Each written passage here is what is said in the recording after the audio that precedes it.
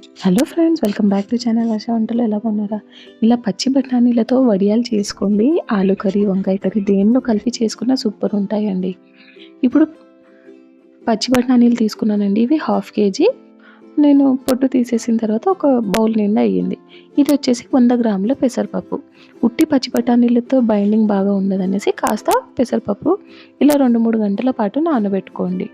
తర్వాత నీళ్ళన్నీ వడగట్టేసి ఇలా ఒక గ్రైండింగ్ జార్లో తీసుకొని మిక్సీ పట్టుకోండి.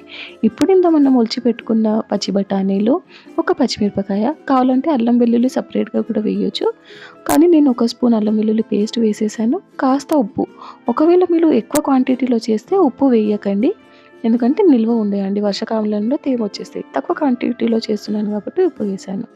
ఇలా ఒక ప్యాకెట్ తీసుకొని జిప్లాక్ బ్యాగ్‌ని అందులో వేసుకొని ఇలా కట్ చేశానండి. ఏ ప్లేట్‌లోనైతే మనం వేసుకుంటున్నాం కదా, దానికి ఆయిల్ అప్లై చేయండి. ఎందుకంటే ఇవి ఎండిన తర్వాత ఈజీగా వెళ్ళిపోయి వస్తాయి.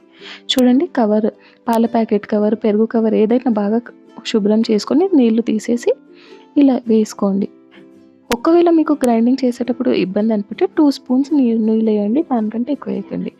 ఒకవేళ మీకు ఎండలో పెట్టే ఫెసిలిటీ ఉంటే 2 రోజులు ఎండలో పెట్టండి, లేదంటే ఫ్యాన్ గాలిలో కూడా ఇవి 2 రోజులలో ఆరిపోతాయి. ఎంత బాగా చూసారా? ఇలా స్టోర్ చేసి పెట్టుకోండి. దీని కర్రీ నెక్స్ట్ వీడియోలో చూపిస్తానండి. ఛానల్ని లైక్ చేయండి, సబ్స్క్రైబ్ చేసుకోవడం మర్చిపోకండి.